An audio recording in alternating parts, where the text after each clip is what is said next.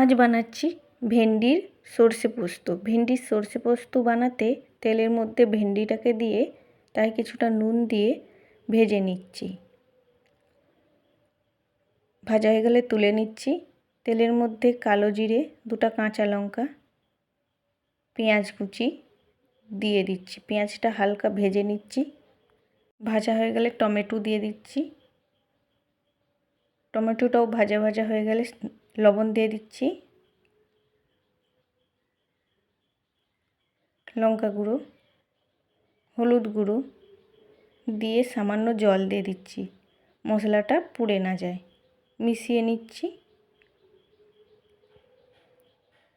সাদা সর্ষে পোস্ত বাটা দিয়ে দিচ্ছি।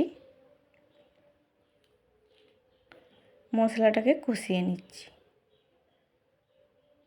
মশলাটা কষানো হয়ে গেলে ভেজে রাখা ভেন্ডি দিয়ে দিচ্ছি।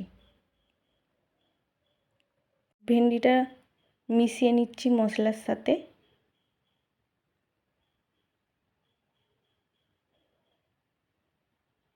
মেশানো হয়ে গেলে জল দিয়ে দিচ্ছি। ভেন্ডিটা সিদ্ধ হয়ে গেলে, জলটা শুকনো শুকনো হয়ে গেলে